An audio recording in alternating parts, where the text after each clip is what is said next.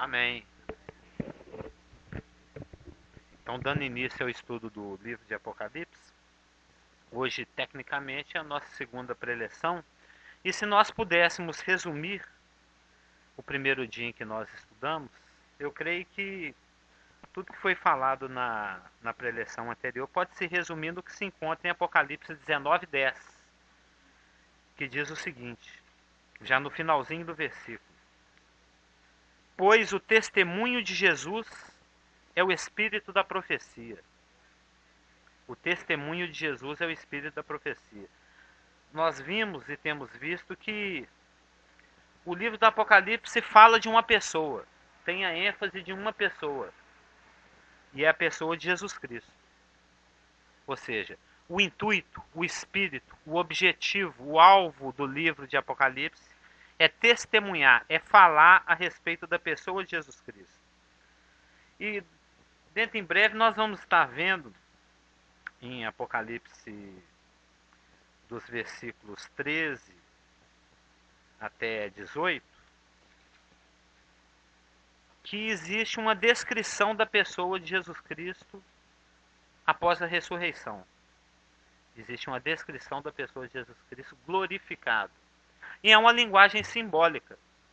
Nós vimos também na semana passada que o livro de Apocalipse, ele tem muitos trechos literais, mas ele usa muito também linguagem simbólica.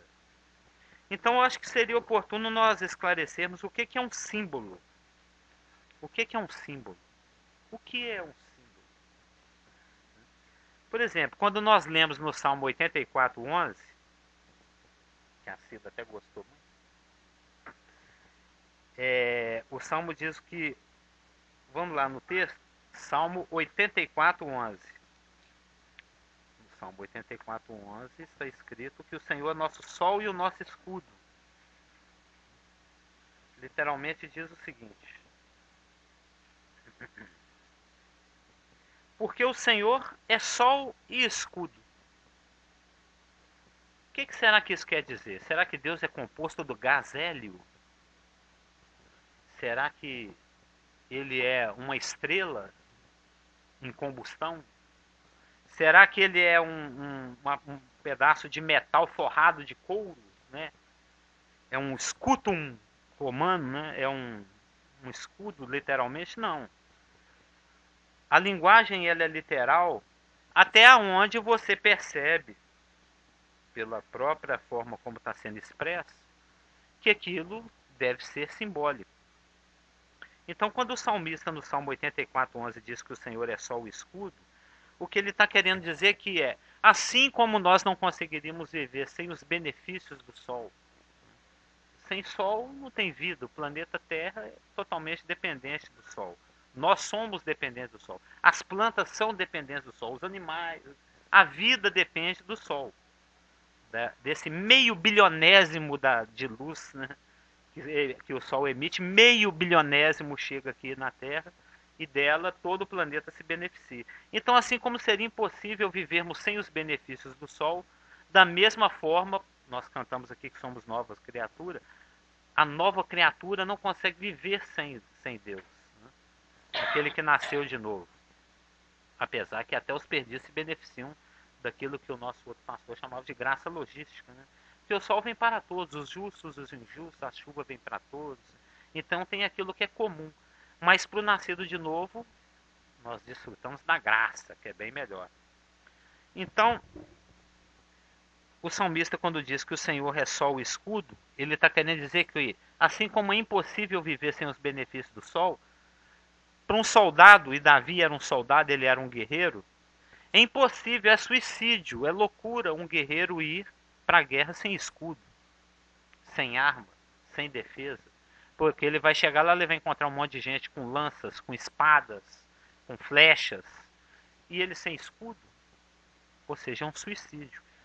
Então, o que essa linguagem simbólica do Salmo 84:11 está querendo dizer é que sem Deus a vida seria escura e desprotegida. Que a vida, né, que viver sem Deus é viver sem proteção, é viver sem luz, é viver no escuro, é viver sem calor, é viver sem os benefícios tais quais o sol e o escudo proporcionam. E a palavra símbolo vem da junção de duas palavras gregas. Sim, que significa com, e balém, que significa jogar, lançar. Então, quando o escritor sagrado, no caso aqui João, o apóstolo, que escreveu o livro de Apocalipse, ele usa de um símbolo, ele está pegando uma linguagem e junto com essa linguagem está jogando uma ideia. Ele está lançando juntamente com. Ele está se embalando. Ele está balando com. Ele está jogando com aquele símbolo algo que ele quer transmitir, algo mais profundo, algo do nível espiritual. Porque Deus é espírito. A palavra fala que Deus é espírito. Importa que os seus adoradores o adorem em espírito e em verdade.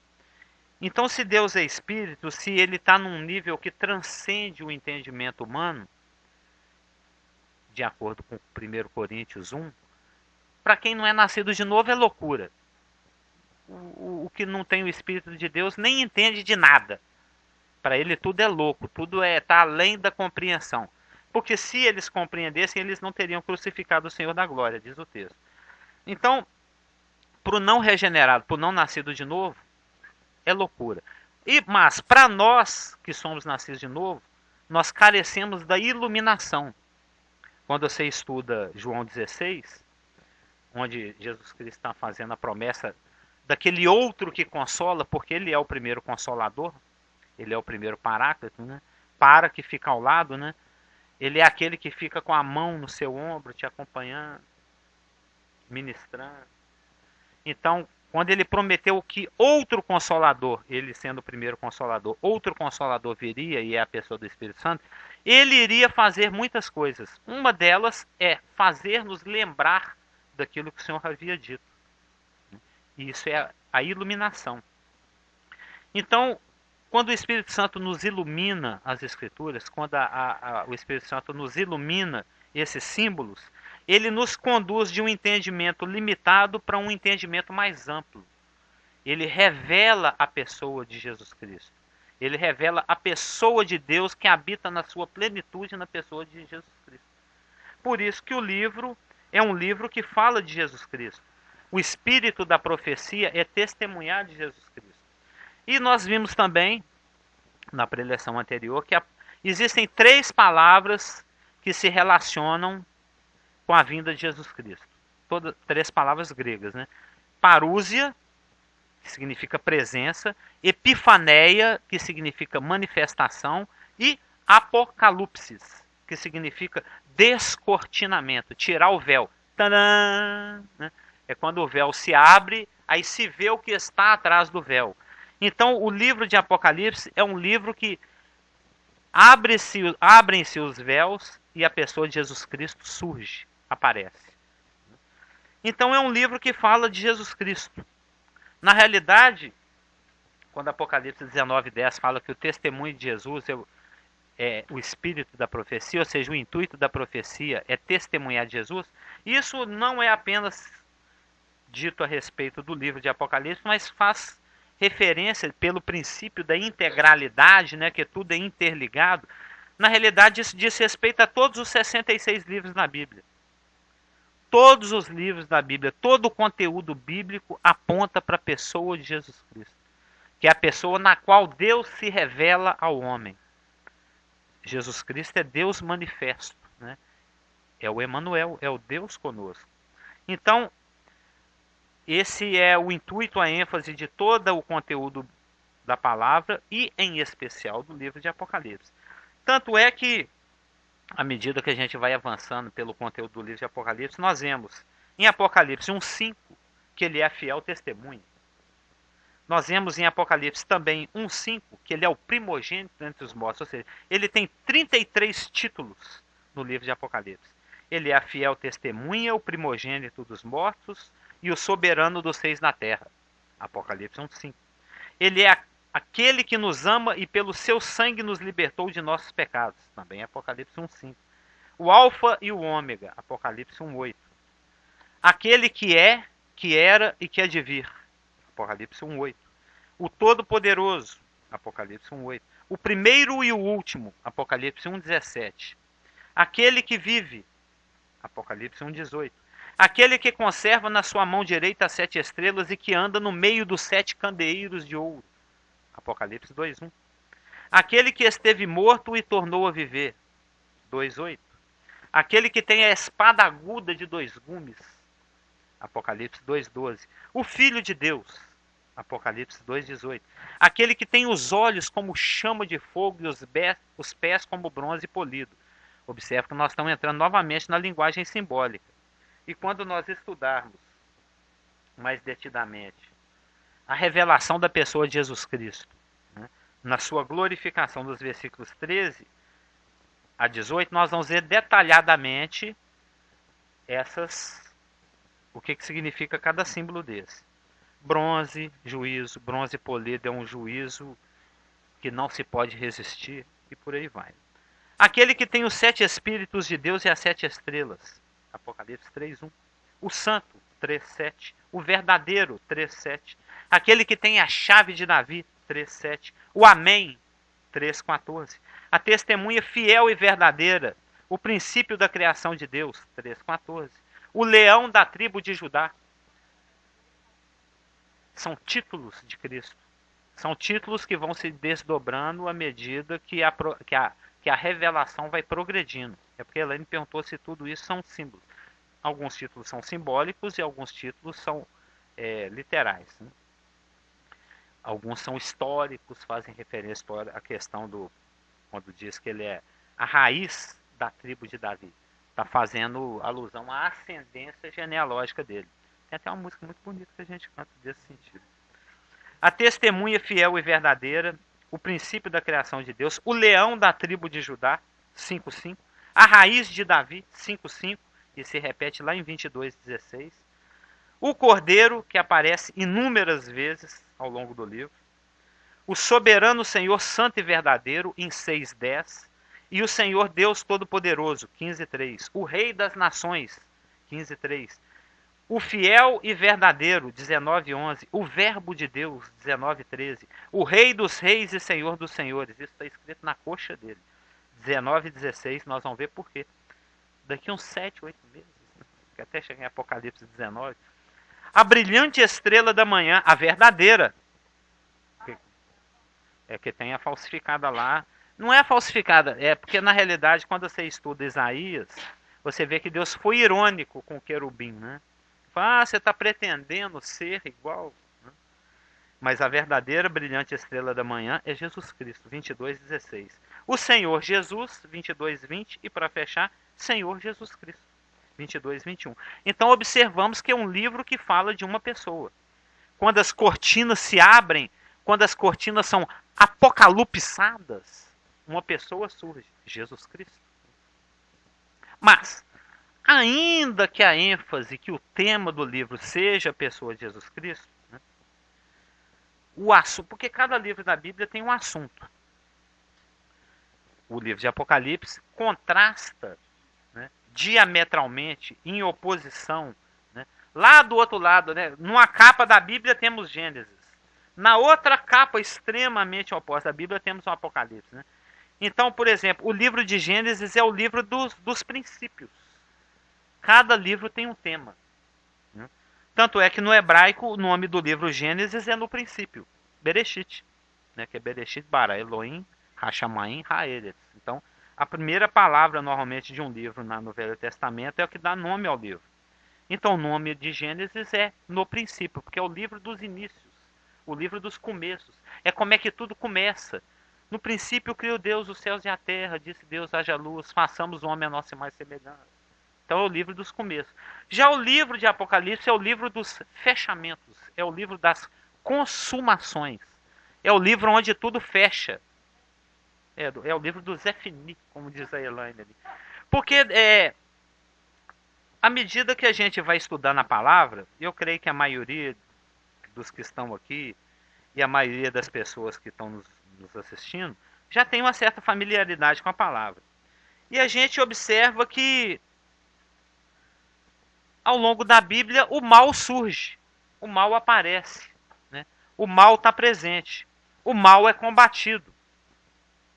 O mal ele é combatido de todas as formas, de maneira doutrinária, nas cartas de Paulo, por exemplo, né? Não mentais uns aos outros.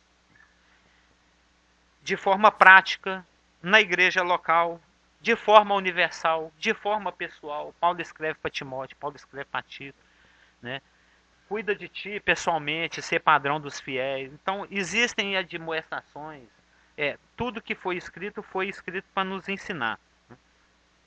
Toda palavra é útil para corrigir, para disciplinar, para educar. Então, todo o conteúdo da palavra, ele tem uma finalidade prática. E nesse conteúdo nós percebemos que o mal vem sendo combatido de todas as formas, e ele surge das mais diversas maneiras também, mas não existe um desfecho. Quando você chega no livro de Judas, que é o penúltimo livro da Bíblia, você vê que Judas está falando lá dos últimos tempos, falando do ensino dos falsos mestres, que assim como houveram falsos profetas em Israel, haveriam de haver também na igreja falsos mestres. Eu estou até estudando para domingo agora, e eles agem dissimuladamente. A forma do falso mestre agir é debaixo dos panos, é escondido, é de forma dissimulada, é com astúcia. Então, até o livro de Judas, nós vemos o mal predominando, o mal presente. Tenta-se combater o mal de todas as formas, mas não se vê um desfecho para a questão do mal, para a questão da morte. E aí? Vai ficar assim?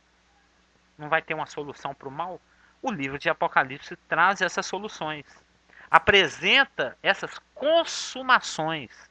Como as coisas se consumam. Como as coisas terminam. Sem o livro de Apocalipse é como você ler um livro maravilhoso e não ter o último capítulo. Né? Ou você assistir uma novela, 259 capítulos, e não tem o último. E aí, como é que fica? Mas o livro de Apocalipse apresenta a consumação. E a forma como as coisas se consumam, né, a forma como as coisas terminam, é através de juízo. É através de julgamento. Nós vemos Deus, porque Pedro fala que é tempo de começar o juízo. E Deus, ele fala, por exemplo, quando ele está instruindo os diáconos e os presbíteros, em especial os presbíteros, ele fala que o presbítero, se ele não sabe tomar conta da casa dele, como é que ele vai tomar conta da casa de Deus? E Deus, ele age de acordo com aquilo que ele prega. Né?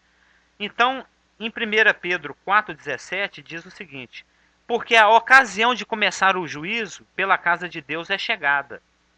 Ora, se primeiro vem por nós, os da igreja, os da casa de Deus, nós somos a sua casa, né? Ele nos habita pessoalmente e de maneira conjunta, né? A igreja como um todo, através do tempo, desde Pentecostes até o arrebatamento. Ora, se primeiro vem por nós, qual será o fim daqueles que não obedecem ao evangelho de Deus? Então é um princípio. Deus, quando começa algo, ele começa pela casa dele. Tanto é que, quando nós estivermos entrando nos detalhes de Apocalipse, após a introdução do livro, que é o capítulo 1, nós entramos nos capítulos 2 e 3 de Apocalipse, e os capítulos 2 e 3 descrevem a trajetória da igreja ao longo da dispensação. Aquele período que foi separado por Deus para formar um corpo que complete o corpo de Cristo, para formar a noiva. Porque a igreja é a plenitude daquele que enche a tudo e todos, diz em Efésios. Ou seja, sem a igreja, Jesus Cristo é incompleto. Assim como sem uma esposa, um homem é incompleto. Os dois se unem e se tornam uma só carne. A igreja e Cristo se unem e se tornam um só espírito. Por isso que Paulo falou, isso é um grande mistério, lá em Efésios 4. Então, o livro de Apocalipse apresenta essa consumação, como é que as coisas terminam. Então nós vamos ver através do livro de Apocalipse, no capítulo 2 e 3, o juízo da igreja. O juízo não é da igreja, o juízo da história terrena da igreja, porque aquele que ouve a minha palavra e tem aquele que me enviou, João 5:24, se não me engano, diz que não entra em nenhuma forma de critério, né? Não entra em nenhuma forma de julgamento. Não tem condenação. Então, no Apocalipse 2 e 3, o que Jesus Cristo julga é a história terrena da igreja. Deus deu um testemunho para a igreja. Esse testemunho já se estende a aproximadamente 2.000 anos. Né? Agora, em 2029, completam-se 2.000 anos de testemunho, porque o Pentecostes ocorreu no ano de 29, da nossa contagem de tempo, né? Gregoriana. Né? Então, o que está sendo julgado aqui em Apocalipse 2 e 3, porque é tempo de começar o juízo de Deus, e ele começa pela casa dele, conforme nós lemos em 2 Pedro. Oi? 1 Pedro 4,17. Eu estava com 19 na cabeça. Depois vem o juízo dos ímpios vivos, que são as nações rebeldes. Apocalipse de 5 a 16. Que é uma extensão, né, do julgamento de Deus para a nação de Israel, de acordo com Jeremias 37, que fala que é tempo de angústia para Jacó. O período da tribulação. Primeiro é a casa dele. Depois é o juízo dos ímpios vivos, das nações. Desses 7 bilhões de pessoas que estão esparramadas aí pelo planeta, por enquanto, né, que tá só crescendo. Há poucos dias atrás era 6. Já são 7. Daqui a pouquinho é 8. E por aí vai, né? Depois, em Apocalipse 17 e 18, nós temos o juízo do sistema terreno de adoração. Eu li esses dias num livro que o homem, acho que foi no livro que a Elaine me emprestou, O Adversário, que o homem, o pastor até grifou essa parte, o homem foi feito para adorar. O homem, quando Deus criou o homem, ele tinha um objetivo para o homem, ter comunhão com o homem, que o homem fosse o seu adorador. E adorar nada mais é do que reconhecer. Isso é que é adorar. Às vezes a pessoa pensa que adorar é chorar, gritar, se prostrar, ajoelhar. Não é. Adorar é reconhecer. Falou, puxa, Deus verdadeiramente é justo. Deus verdadeiramente é fiel. Isso que a gente reconhece todos os dias nas nossas vidas. A cada dia é um louvor, né, mocinho? Cada dia é um louvor. Puxa, hoje mesmo lá no Ponto de 11 eu comentei como Deus responde as orações rápido. E eu estava reclamando todo dia que ele é demorado. Porque eu tinha um certo problema de relacionamento com o meu sócio, patrão. Ele vinha sendo muito irascível, muito impaciente. Aí, mozinho, a semelhança da Cida com o Carlos Augusto, falou assim, orei. No dia seguinte, parece até que o rapaz tomou remédio. De tão calmo que ele ficou. Simples, eu fiquei pasmo. Puxa, mas se soubesse já tinha orado antes. 2 anos sofrendo. Orei no dia seguinte e continua assim. Hoje é o 2º dia que ele está calminho. Parece que tomou maracujina. Tá calminho, mudou de espírito. Você vê, e está sendo beneficiado por uma oração. Então é algo que funciona. Então o homem foi feito para adorar. E a terra, conduzida, a humanidade, né, conduzida, enganada por Satanás, ela adora da forma errada. E os objetos errados. Então esse sistema de adoração vai ter que ser julgado. E esse julgamento, a consumação dessa adoração equivocada, se encontra em Apocalipse 17 e 18. Carlos Augusto quer fazer uma pergunta. E se você tem uma pergunta, pode postar no chat. Tem chat? O chat está funcionando. Porque após o término do estudo, que é de 60 minutos aproximadamente, de 8 às 9, nós vamos continuar aqui respondendo as perguntas. Aí se você já estiver cansado de ter assistido o estudo, que vai até às 9, pode continuar conosco após as 21, que vai ter as respostas puxadas. Mas aqui nós temos uma pergunta ao vivo. Qual que seria? Quando você fala que o homem foi criado para adorar a Deus, então Jesus Cristo resgatou isso quando ele morreu. Com certeza. Então nós crentes, Igreja de Cristo hoje, adoramos a Deus. Verdadeiramente, né? É o adorador em espírito e em verdade. Exatamente. Correto? Eu queria só confirmar o pensamento. Está confirmadíssimo. né, acompanharam que ele simples assim.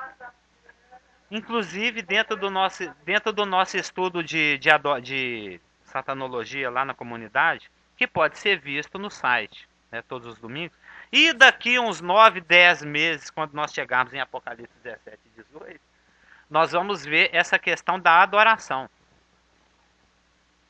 Então, após o juízo da história terrena da igreja, em Apocalipse 2 e 3, após o juízo dos ímpios vivos ou as nações, juntamente com Israel, Apocalipse 5 a 16, após o juízo do sistema equivocado de adoração, Apocalipse 17 e 18, nós temos o juízo da besta e do falso profeta, juntamente com seus exércitos, em Apocalipse 19. Em Apocalipse 20, nós vamos ter o juízo dos rebeldes do milênio, para finalmente, no finzinho do capítulo 20, termos, aleluia, chegou a hora, né? O juízo de Satanás. E então, para fechar a história da humanidade, o juízo do grande trono branco lá em Apocalipse 20, de 11 a 15. Aí começa novos céus e nova terra. Ou seja, o livro de Apocalipse, ainda que revela uma pessoa, ele tem um tema. Zefini, passar a régua, consumar, desfechar, dar fim, trazer a conta. E é uma conta pesada. Eu falei isso há 1992. Dá quantos anos? Há 20 anos atrás? Há 20 anos atrás, quando esse estudo foi dado a primeira vez na outra comunidade, naquela época, quando eu comecei esse estudo, né, quando o irmão Ivan Araújo Neves me pediu para dar esse estudo, eu pensei assim, puxa, é uma coisa pesada. O livro de Apocalipse é um livro tão sinistro, tão tenebroso, a gente vê ele falar de tanta coisa, de seres como escorpiões, pedras de 45 quilos caindo, lago de fogo, besta perseguindo, mártires degolados debaixo do altar. É uma coisa pesada, sangrenta. Então, isso desde antes de nascer de novo, eu já tinha contato com a Bíblia. Eu já vinha lendo a palavra, mas ainda não tinha nascido de novo. A impressão que dá é que o livro de Apocalipse apresenta um Deus irado. Dá a impressão que Deus é um Deus troglodita, né? Que é um Deus cheio de ódio. Essa impressão que, às vezes, para muitos, não sei se para todos, mas eu tinha essa impressão.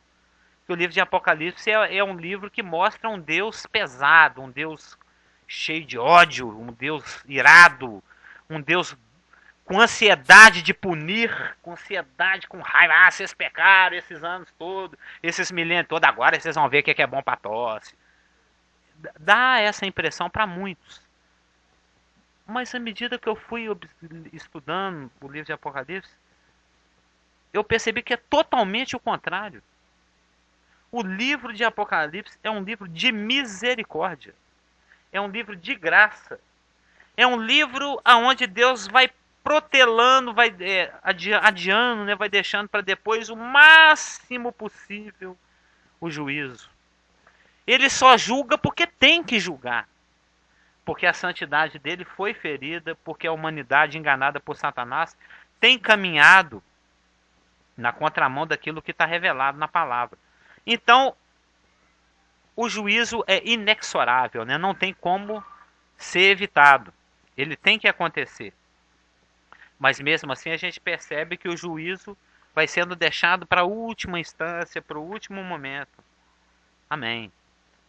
A Maria Eugênia de São Paulo mandando um abraço. Eu pensei que ela estava mandando uma pergunta. Não está aqui atrás, não, né? Ah, que bom. Mas viu, Maria Eugênia, o livro, não sei se para você dava essa impressão, mas para mim eu tinha essa impressão que o livro de Apocalipse é um livro de um Deus que está ansioso para punir o pecado. De um Deus que tem prazer em jogar pedra de 45 quilos na cabeça das pessoas. Mas não é, porque vai ter chuva de pedras de um talento. Um talento são 40, 45 quilos. Na média 42. O que já é bem pesadinho, né? Então, mas a gente observa que um juízo que era para durar 7 anos, Deus abrevia para 3 anos e meio. Isso de acordo com Mateus 24. Isso também a gente observa que o suprassumo, né, o juízo de Deus concentrado são as taças. E ele derrama essas taças por um breve momento lá no finalzinho da tribulação. Ele vai adiando isso. Por quê? Quando a gente abre a palavra lá em Ezequiel 18, diz o seguinte: ao contrário do que a gente possa pensar, né? Em Ezequiel 18:32 diz o seguinte: porque não tenho prazer na morte de ninguém.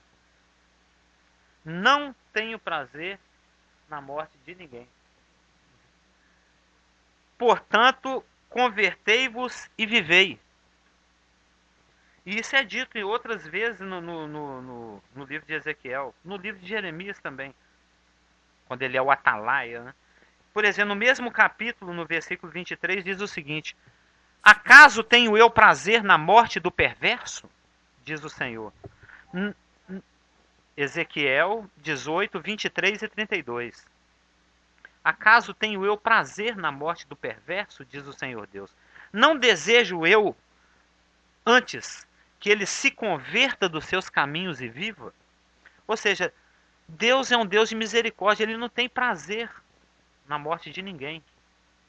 Ele quer mais é que todo mundo viva e tenha vida abundante. Tanto é que, em contraste com isso, em Miqueias 7,18, diz o seguinte: quem, ó Deus, Miqueias 7,18, é semelhante a ti, que perdoas as iniquidades e te esqueces das transgressões do restante da tua herança? O Senhor não retém a sua ira para sempre, porque tem prazer na misericórdia. Ou seja, longe de Deus ter prazer na morte ou no juízo, ele tem prazer na misericórdia. Então o livro de Apocalipse, ele é um livro de consumação. Ele é um livro que mostra como as coisas vão se desfechar. Como é que a luta contra o mal tem o seu desfecho, com a vitória daquele que é Rei dos Seis e Senhor dos Senhores. A palavra fala em Atos 17 que todo julgamento foi entregue nas mãos de um varão escolhido por Deus. E esse varão é Jesus Cristo. Nós aprendemos que nós da igreja, a noiva de Cristo, vamos participar desse julgamento. Longe de passar por julgamento, nós vamos ser juízes, co-juízes, juntamente com Cristo. Jesus Cristo e a sua noiva vão julgar os anjos e os homens. E essa consumação, isso daqui uns 11 meses, um ano, quando a gente vê lá em Apocalipse 20, nós vamos ver isso mais detalhadamente. Em Apocalipse nós temos como que a luta contra o mal se desfecha. Como é que ela se consuma. E ela se consuma com julgamento, com juízo. Então nós vimos, é um julgamento que vai se desdobrando para a história terrena da igreja, para as nações, para Israel, para o sistema equivocado terreno de adoração, para a trindade falsificada, né? A besta, o falso filho, o falso profeta, o falso paráclito, o falso Espírito Santo, o falso consolador, e para Satanás o falso Deus, aquele que pretendia ser semelhante a Deus, mas que na realidade vai ser lançado no lago que arde com fogo e enxofre. Para depois, finalmente, o julgamento de todos os ímpios mortos ao longo de toda a história da humanidade, desde Caim. Isso já tem bastante tempo. E cada um está no seu devido lugar aguardando esse julgamento. Mas ainda que a ênfase do livro seja revelar a pessoa de Jesus Cristo, ainda que o tema de Apocalipse seja a consumação das coisas, nós observamos que os 22 capítulos de Apocalipse, eles se dividem em 3 seções. Eles têm uma chave, né, que abre o entendimento do conteúdo. Uma forma de você separar o conteúdo. Isso é, se você tiver uma canetinha daquelas que grifa, né, grifa essa informação. Essa é a chave do livro. como que você divide o livro. Porque se você não fizer essa divisão, você vai misturar conteúdo. Aí você não vai entender o que está sendo falado. Nós vimos também na primeira preleção que o livro de Apocalipse, ele foi escrito por um apóstolo João. Aquele rapaz que quando Jesus Cristo ministrava, né, nos dias da sua carne, ainda era um jovenzinho. Tinha lá seus 15, 16, 17 anos. E aquele já está idoso, já está beirando seus 90 anos. E ele, exatamente por ser fiel no testemunho de Jesus Cristo, e naquela época, há 19 séculos atrás, era proibido ser crente. O pastor querendo fazer uma pergunta? Não, vou falar, calma. É porque tudo tem que ser ministrado com calma.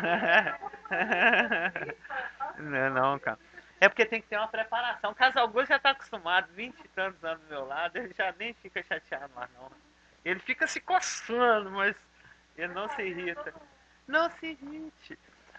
Mas Apocalipse tem uma chave. E essa chave foi apresentada para João. É porque no versículo 9 diz o seguinte: Eu, João, irmão vosso e companheiro na tribulação, no reino. Apocalipse 1:9. 1:9. Apocalipse 1:9 diz o seguinte: João, o apóstolo, o último apóstolo vivo. Todos os outros já haviam sido martirizados, já haviam sido perseguidos. Segundo a tradição, Pedro já havia sido crucificado de cabeça para baixo, lá em Roma. Cada um já tinha encontrado seu destino. Mas João foi o único que morreu de morte natural, segundo a tradição. Ele morreu de velhinho mesmo. Morreu de morte morrida, como diz Elaine. Mas ele aqui, dentro da vontade de Deus, idoso, seus 80 e tantos anos, talvez 90 ou mais de 90, está aqui numa ilha totalmente árida, uma ilha onde existia algum tipo de mineral que era importante para os romanos, para fabricar alguma arma, alguma coisa. E lá tinham escravos. Tinham pessoas que cumpriam pena. Era preso por algum motivo, matou, roubou, assassinou, fez alguma coisa. E iam cumprir pena. E João está cumprindo a pena dele. Qual que era o crime dele? Ser crente. É proibido ser crente. Então ele está cumprindo a pena dele aqui por ser crente. Quebrando pedra. Um senhor idoso, debaixo do sol inclemente, sendo perseguido. Existe perseguição até hoje. Tem crente nesse momento que está sendo perseguido em vários lugares do mundo. Porque quando nós estivermos estudando o capítulos 2 e 3... o conteúdo dos capítulos 2 e 3 aqui de Apocalipse, que fala da história terrena da igreja, desde Pentecostes até o momento do arrebatamento, e nós sabemos que estamos na última etapa da peregrinação terrena da igreja, nós estamos em Laodiceia, que é aquela fase da igreja, aquela fase da dispensação em que a igreja acha que está numa boa, né? Ela pensa que é rica, abastada e não sente falta de nada. Ela, ao invés de estar ocupada e preocupada em guardar a palavra e o testemunho, ela está procurando prosperidade, ela está procurando carro do ano, ela está procurando poupança com muito dinheiro, está procurando, como é que se diz, conforto, né? Ou seja, ela está enganada por Satanás. Isso é a última fase da peregrinação terrena da igreja, a igreja de Laodiceia. É a igreja onde Jesus Cristo está do lado de fora. É a igreja onde Jesus Cristo está batendo na porta. Sim. Então, se eu estou entendendo bem o que você está falando para vocês, então Deus está falando o seguinte, que o nosso comportamento no dia a dia tem que ser de confrontar, não de amaciar. Claro, exatamente. Mesmo que incomode, não, mesmo não vai incomodar. Jesus está voltando, você precisa aceitar Jesus como Salvador. Por isso que Paulo fala para a gente pregar, quer seja oportuno, quer não, porque muitas vezes nós somos inoportunos. Ninguém quer ouvir falar de pecado e salvação. Assim como a igreja enganada está querendo saber de conforto, de prazeres, de viver comamos e bebamos que amanhã morreremos, não é o que fala em 1 Coríntios 15. É uma igreja enganada. Mas a verdadeira igreja de Jesus Cristo, ela guarda o nome e guarda a palavra. Não nega o nome de Jesus Cristo e guarda a palavra. É a igreja, prega o evangelho, anuncia as boas novas. É o único motivo, aliás, o primeiro motivo de estarmos aqui é adorar. E o segundo é servir. E nós servimos porque adoramos. Nós vamos ver isso daqui uns 10 meses, quando estudamos a adoração. Segunda, terça, quarta, quinta, sexta. Todo dia tem que falar de Jesus e adorar Jesus. Segunda, terça, quarta, quinta. Não, segunda, terça, quarta, quinta, sexta, sábado e domingo. Não, sim, entendi. Todos os dias. Senão não faz sentido. Isso não está fazendo sentido na minha vida. Não, exatamente.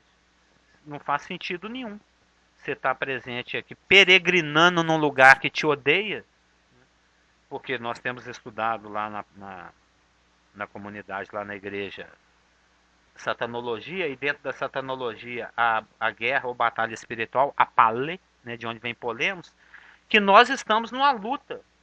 Nós estamos numa luta espiritual. Satanás está nos resistindo e nós estamos avançando. O objetivo da igreja é esse. Se a igreja não prega o evangelho, não adora a Jesus Cristo e como consequência o serve e prega o evangelho, ela está fora de foco.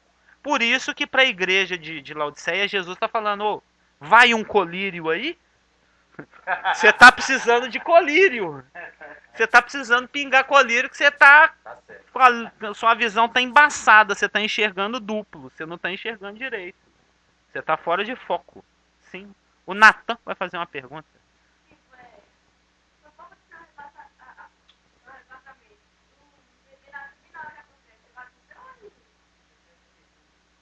O Natan está perguntando se... Mas no exato momento... Ah, tá. Não, o Carlos estava perguntando anteriormente se uma igreja que não está pregando, se ela está fora de lugar, se ela está fora do ministério, fora de foco. Claro, a igreja tem que estar aqui para testemunhar. É o objetivo da igreja. Eu, particularmente. Você particularmente e a igreja como... Tem que estar preocupado em pregar e adorar Jesus Cristo. Domingo, segunda não. Segunda, terça, quarta, quinta, sexta, sábado e domingo. Todos os dias. E o Natan está perguntando se uma criança que nasce ali no exato momento do arrebatamento, se ele sobe ou se ele fica. Não é por nascer que você é parte da igreja. Você é parte da igreja pelo fato de você receber a Cristo ou não. Então vai ficar aí na tribulação, com os pais cuidando. E se os pais forem crentes, subir os avós. Mas a criança ela não está na idade. Sim, mas para ela subir ela tem que morrer. Ela está nascendo, ela não está morrendo. Entendeu? Ela está arrebatando a igreja, mas a criança não faz parte da igreja. Quem faz? Importa-vos nascer de novo. Claro, qualquer criança. Qualquer ser humano, ele tem que... Eu estava até estudando isso hoje. Ele tem que conhecer a Jesus Cristo no sentido bíblico. E o sentido bíblico é se identificar e receber. E a criança ainda não teve essa oportunidade. Ela ainda está... A criança, antes de alcançar... É porque quando você estuda soteriologia, a doutrina da salvação, você percebe pelas escrituras que a salvação de Jesus Cristo, a salvação que Jesus Cristo consumou, tetelestou, né, a obra que ele completou na cruz, ela é suficiente para todos, mas eficiente para aquele que a recebe. Então, ela necessita de efetivação por recebimento. Você tem que receber. Então, ainda que a criança esteja dentro da suficiência da salvação, num certo momento da vida dela em que ela tiver percepção de pecado e, consequentemente, de morte, aí existe a necessidade da apropriação pessoal. Mas se ela, por exemplo, for natimorta, né, já nascer morrendo, aí ela sobe.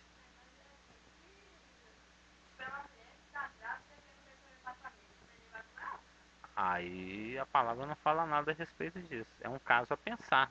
Ele está perguntando, e se na hora do arrebatamento a criança, a irmã está grávida? tudo indica que a criança sobe junto, né? Não tem como separar. Mas é uma coisa que a palavra, pelo menos que eu saiba, não é muito específica, né, nos seus detalhes quanto a isso. Carece de meditação a respeito do assunto. Então a chave do livro, a chave, né? Todo mundo aqui está querendo a chave do livro. Então o livro... Antes de você ir para a chave do livro, eu tô pensando aqui Antes de você ir para a chave do livro, eu estou pensando aqui no que o Espírito Santo está ensinando para nós. Então aqui está acontecendo uma postura, né, de conduta que fala. É isso? Ou seja, eu tenho que rever a cada dia se eu estou andando de acordo como adorador e como pregador do Evangelho, fazendo a diferença naquilo que a palavra fala, né? É isso? Você sempre faz uma pergunta afirmativa. Afirmativa. É um comentário. Vamos colocar como comentário. Mas então o livro de Apocalipse ele tem uma chave. Essa chave se encontra em Apocalipse 1:19. 1:9 eu estava dizendo que a quem essa chave foi dada? Ao João. Eu, João, irmão vosso, acompanhando a tribulação no reino da perseverança em Jesus, achei-me na ilha chamada Patmos. Por causa da palavra de Deus e do testemunho de Jesus. Ele estava preso porque era crente. A chave num sentido simbólico. A chave é aquilo que dá entendimento, aquilo que abre o entendimento do livro. Não que ele pegou aquela coisinha metálica que faz blim, blim, blim, blim num chaveirinho e entregou para ele. Da mesma forma, também Cristo entregou chaves para Pedro, né? Que significa chave, muitas vezes na palavra tem o significado, é um símbolo que significa autoridade. Ou, nesse caso aqui, entendimento. Então, em Apocalipse 1:19 diz o seguinte: escreve, pois, as coisas que viste, e as que são, e as que hão de acontecer depois destas. Então o livro de Apocalipse se divide em 3 seções. As coisas que o João viu, as coisas que são e as coisas que hão de acontecer depois delas. O que é que o João viu? Que nós estamos no versículo 19. O que o João viu está desde o versículo 10 até 18. E o que ele viu? Eu, João, irmão vosso, me encontrava na ilha chamada Patmos porque era crente. E achei-me em espírito no dia do Senhor. E ouvi por detrás de mim grande voz como de trombeta dizendo: o que vês escreve em livro e manda a 7 igrejas: Éfeso, Esmirna, Pérgamo, Tiatira, Sardes, Filadélfia e Laodiceia. Então o Senhor revelou coisas para ele. Ele escreveu e fez 6 cópias. Né? E mandou uma para cada igreja. Exatamente. Porque João estava preso. A Elaine está perguntando, a intenção era escrever para as igrejas. Claro. João estava preso porque era crente. Era proibido ser crente na época. Da mesma forma, ele foi perseguido na época de um imperador chamado Domiciano. Esse imperador, de muitos dos imperadores que odiavam os crentes, esse é um dos que mais odiava. Ele odiava muito. Ele tinha especial ódio pelos crentes. Ele odiava com força, como se diz. Então ele perseguia sistematicamente a igreja. Tanto é que foi ele que, quando o João escreveu essas 7 cartas e mandou uma para Éfeso, uma para Esmirna, uma para Pérgamo, outra para Tiatira, uma para Sardes, uma para Filadélfia, uma para Laodiceia, eu já falei aqui que a dispensação da igreja é dividida em 7 períodos. Cada período recebe um desses nomes, Éfeso, Esmirna, Pérgamo. E nós vamos ver o porquê. Né? Porque cada uma das fases da igreja, essa dispensação que nós estamos nela, que já dura 2000 anos, que vem desde o dia de Pentecostes e vai até o dia do arrebatamento, ela é dividida em 7 subperíodos. Éfeso, Esmirna, Pérgamo, Tiatira, Sardes, Filadélfia, Laodiceia, porque cada um desses períodos tem uma característica. Quando João estava em Patmos, quando o livro de Apocalipse foi escrito, quando o cânon do Novo Testamento e da Bíblia estava sendo fechado, o período chamado Éfeso já estava acabando, estava no finalzinho. E a igreja de Éfeso é a igreja que se caracteriza por muito conhecimento e pouco amor. Nós vamos ver isso. E estava começando um período, uma fase da igreja que se caracterizaria por muito ódio, muita perseguição. Tanto é que se chama Esmirna. E a palavra Esmirna vem de uma raiz que significa amargoso, difícil, sofrimento. Tanto é que no versículo 10 de Apocalipse 2, dentro do conteúdo da carta de Esmirna, eu estou sabendo que você quer fazer uma pergunta. Diz o seguinte: não temas as coisas que tens de sofrer. Olha que promessa que Deus está fazendo, hein? Não temas as coisas que tens de sofrer. Eis que o diabo está para lançar em prisão alguns dentre vós, para ser dispostos à prova. Pereizar, lembra que nós floramos o peirazo? E tereis tribulação completa. Uma tribulação de 10 dias. Não que ela durou 10 dias, na realidade ela durou do ano 100 até o ano 300, mais ou menos. Do ano 98 a 313, para ser mais exato. Ou seja, ela durou aproximadamente 200 anos. Foi um período de 2 séculos em que os imperadores romanos, a começar por Domiciano, aquele que colocou João em prisão, perseguiu sistematicamente a igreja. Fazia espetáculos, jogava eles para os leões, degolava, punha fogo para servir de iluminação em praça pública, perseguiu mesmo. Tanto é que naquela época os crentes se reuniam em catacumbas, se reuniam em túmulos, se reuniam debaixo do chão. Era uma perseguição completa mesmo. Após o período de Esmirna, que foi um período que a igreja foi muito perseguida, iniciou-se outro período, o de Pérgamo, que foi um período em que o próprio imperador se converteu, o Constantino. Aí ele decretou que o império deveria se tornar cristão. Aí a igreja se casou com o mundo. Pérgamo significa casamento que atrapalha, casamento que perverte, casamento que embola o meio de campo. É isso que significa. Um casamento pervertido. A consequência disso, após a igreja ter se casado com Satanás, não a igreja verdadeira, mas a igreja que se nomeia cristã. Isso envolve, que na época nem tinha, né? Os protestantes só foram surgir uns 1000 anos depois lá em Sardes. Isso envolve todo aquele que professa o nome de cristão, que hoje a gente conhece por católico, por protestante, e todas as seitas que existem por aí, e todas as denominações. Tanto é que a igreja nominal, aqueles que se professavam cristãos, seguidores de Jesus, não que fossem necessariamente nascidos de novo, passaram a adorar Satanás na igreja de Tiatira, na igreja de Jezabel, para finalmente morrer. Se tornou uma igreja morta, a igreja de Sardes. Ou seja, a igreja foi passando por períodos, os 100 primeiros anos, caracterizado por muita doutrina e pouco amor, a igreja de Éfeso. Depois 200 anos de perseguição, a igreja de Esmirna. Depois mais uns 200 anos de casamento com a igreja, com o mundo, Pérgamo. Depois 1000 anos de adoração a Satanás.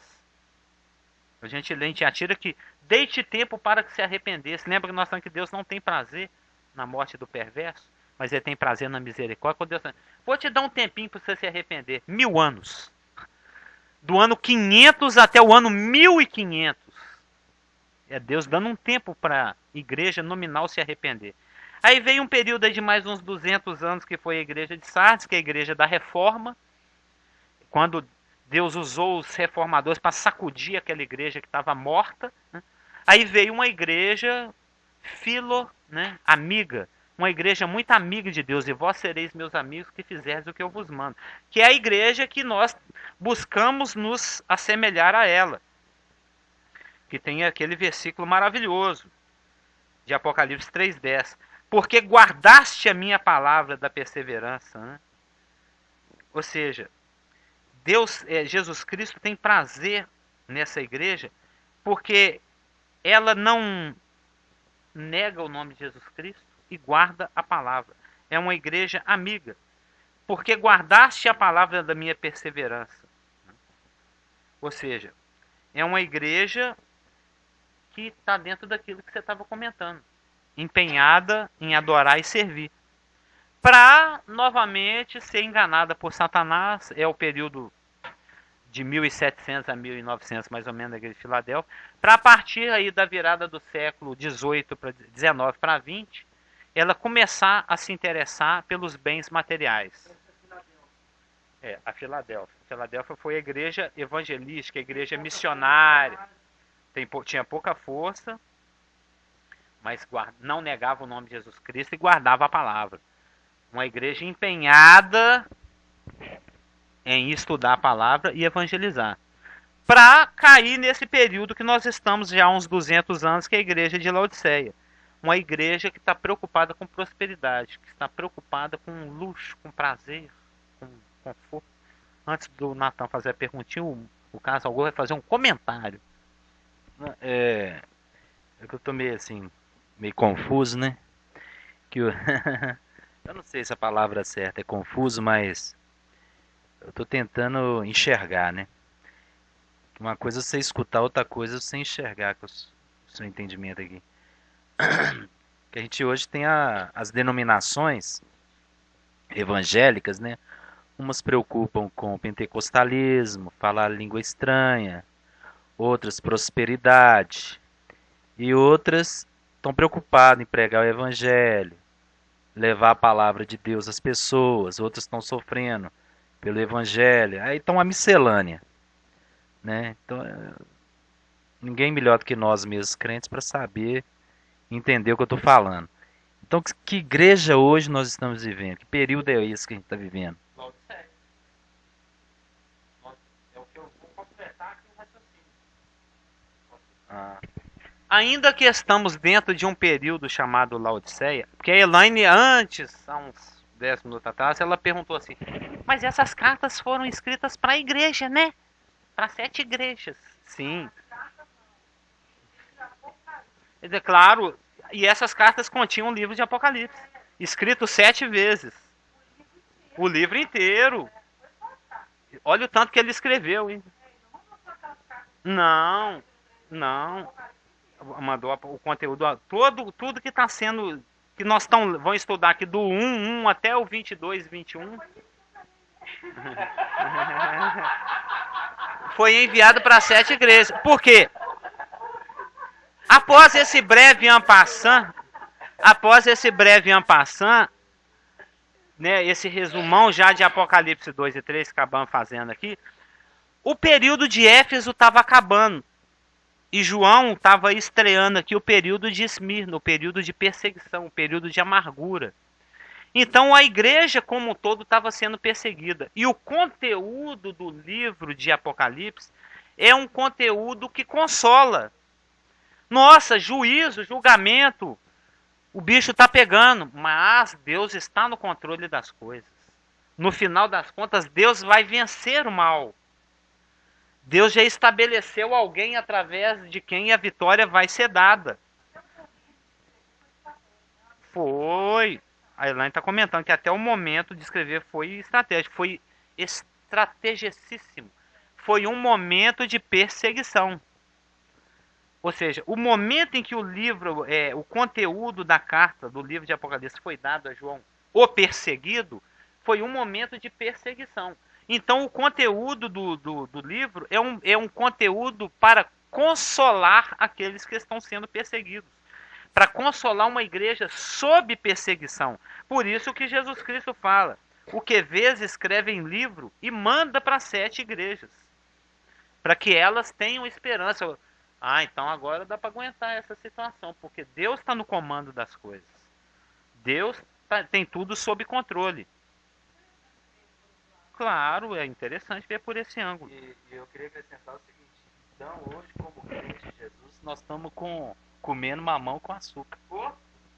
Não é? Nós estamos comendo mamão com mel. Porque É. açúcar ainda é meio crocante, o mel A gente escorrega. acha muito difícil ser crente, mas a gente está comendo a Ca- parte boa. Nós vamos ver na 7K que cada período da igreja, Éfeso, Esmirna, Pérgamo, Tiatira, Sardes, Filadélfia, tem as suas peculiaridades.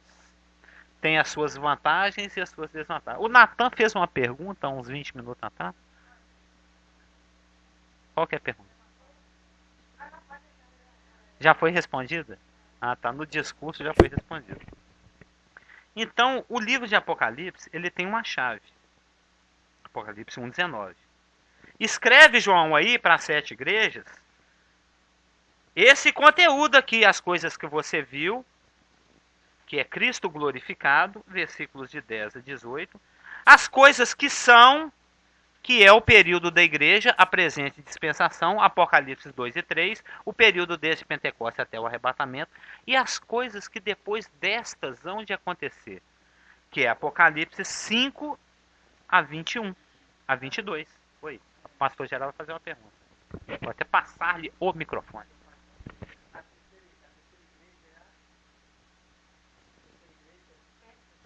Pérgamo, né? A terceira igreja, né? A que casou com o mundo. Foi então quando Constantino deu liberdade deu liberdade aos cristãos, liberdade aos cristãos, né? Em 2012, no 2012, 312, no Edito de Milão, né? Constantino deu liberdade para que os cristãos se pudessem reunir. Até então, como você falou, eles eram perseguidos e reuniam em cavernas e tudo. A liberdade de culto veio em 312, no Edito de Milão, foi quando começou Pérgamo. Em 325, no primeiro edito de Nicéia, que faz parte disso, né, quando Constantino, imperador romano, ele presidiu, né, o clero da igreja naquele dia, e no primeiro concílio de Constância, em 385, dentro de Pérgamo, foi quando declarou o catolicismo como a religião do Estado. O cristianismo em si, né? E aí a bagunça que entrou no cristianismo, porque se você tinha outra religião, você tinha de se converter ou seria morto. Então você convertia e trazia toda a sua bagagem para dentro do cristianismo. É exatamente o casamento. É o sim com credos juntos, lembra do sim balém? É o sincredos. São os credos todos misturados, é o sincretismo. Deu início ao sincretismo. Pegou tudo, todas as religiões, inclusive o cristianismo verdadeiro, pôs num liquidificador e bateu. Né? Aí virou tudo uma coisa só. Ou seja, foi quando a igreja se casou com o Estado. Né? E uma pessoa de São José dos Campos, a Maria Eugênia, São José dos Campos, a terrinha dos parentes do meu pai.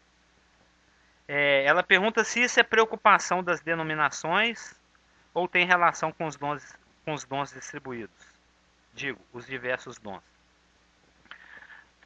Bem, envolve inclusive isso, a questão dos dons. Na realidade, a partir disso que o pastor acabou de comentar, que é o sincretismo, muita coisa foi trazida para dentro da igreja verdadeira. Né?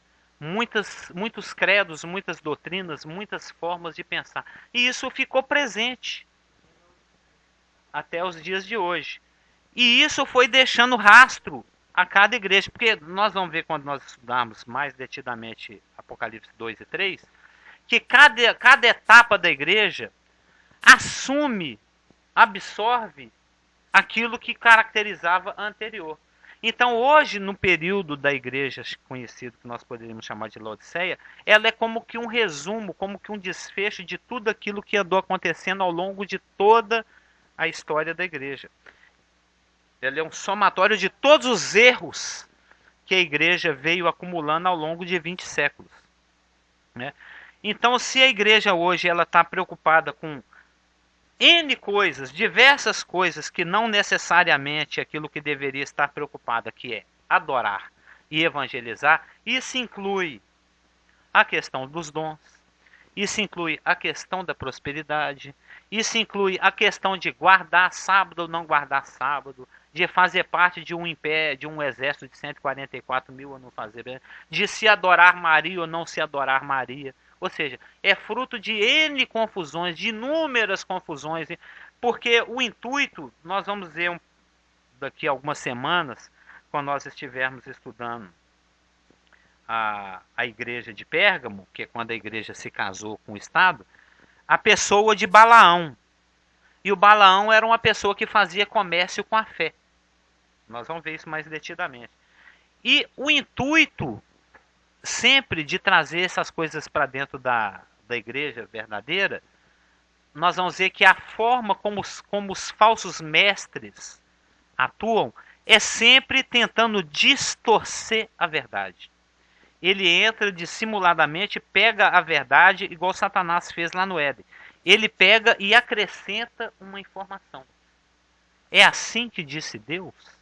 Ele coloca numa interrogativa para que se gere a oportunidade de engano, se gere uma oportunidade de acréscimo, se gere uma oportunidade de distorção. Então, a irmã não precisa ficar preocupada que se você continuar assistindo com a gente o estudo por mais alguns meses, quando nós estivermos estudando a igreja de Pérgamo mais detidamente, esse tipo de questionamento vai ser mais amplamente respondido. Sim. Pois o pastor está comentando que você está perguntando sobre Laodiceia, mas é porque eu tinha comentado que Laodiceia ela traz um somatório de tudo que foi acontecendo de errado. Em Éfeso, em Esmirna não aconteceu nada errado.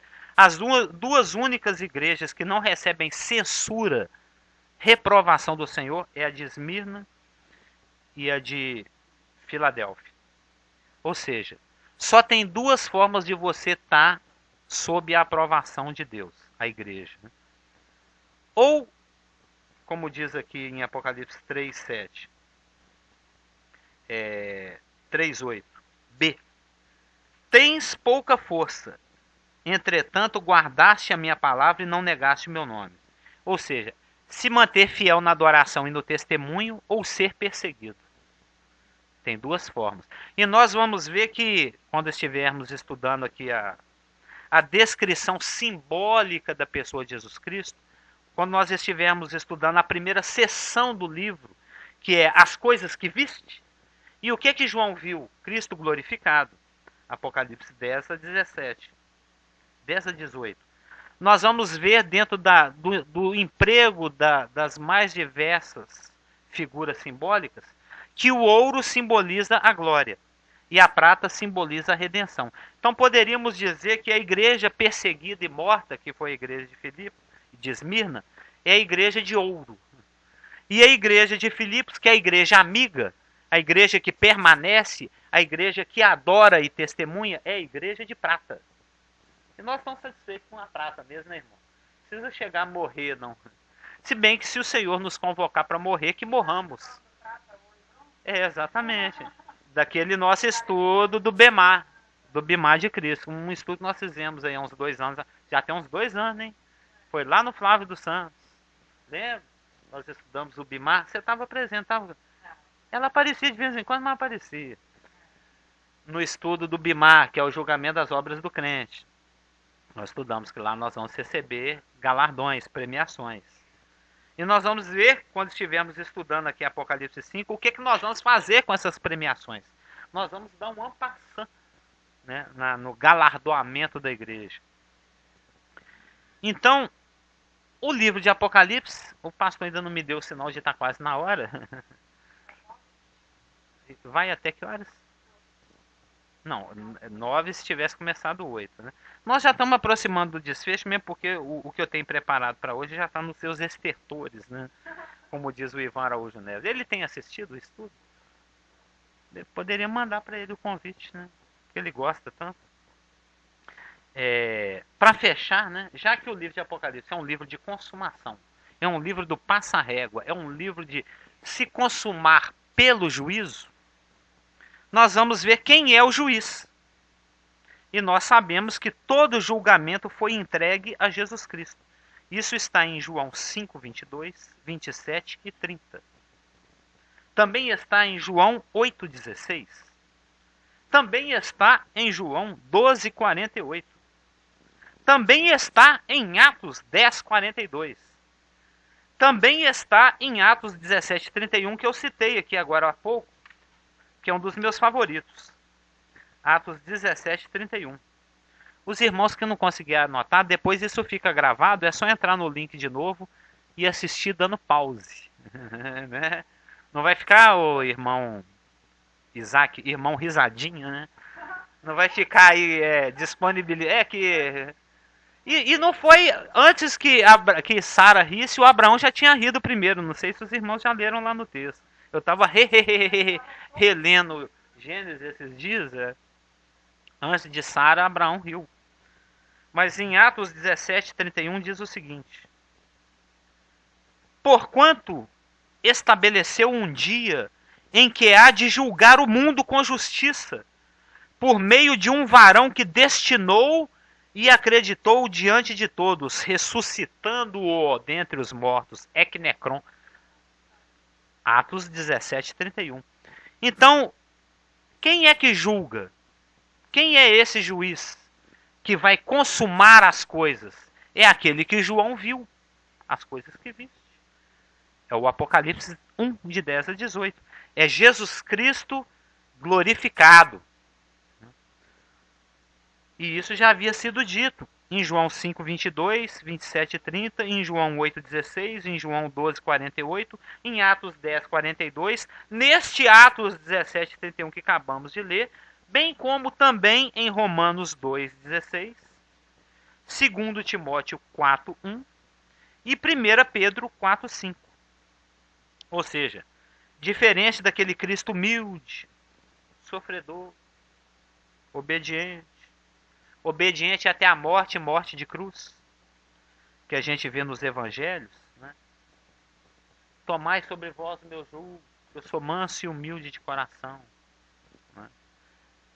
Jesus, Pedro falando, mestre, você tem dó de ti mesmo, você vai passar por essa situação, porque em algumas poucas vezes Jesus Cristo se dirigiu aos discípulos e apóstolos e falou: importa que o Filho do Homem seja entregue na mão das autoridades, padeça, seja morto e ressuscite ao terceiro dia. Eles ouviam, igual o Lucas acabou de falar, eles ouviam isso, mas não entendiam. Só ouvia. Assunto de morte, eu não quero nem ouvir esse negócio. Meu mestre querido morrer. Teve uma vez em que Pedro prestou atenção. Ele falando: mistério, é necessário que o Filho do Homem seja entregue, morra e ressuscite. Mestre, tem dó de ti mesmo de maneira nenhuma. Mas se Cristo não passasse por isso, a nossa redenção não seria consumada, não seria tetelestada, né? Tetelestai está consumado. É a última coisa que Jesus Cristo falou quando estava vivo, nos seus dias dessa carne.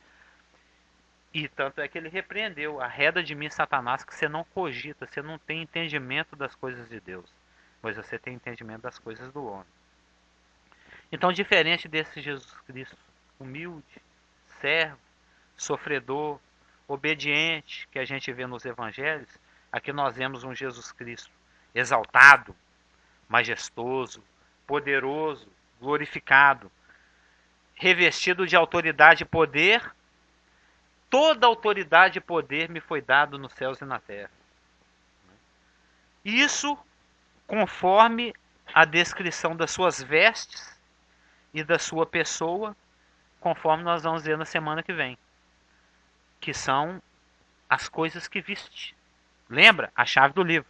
João, escreve todo o conteúdo aí, as coisas que viste, as que são as que vão ser depois dessa, viu, Elaine? Escreve em 7 cartas e manda para Éfeso, Minas, pensa.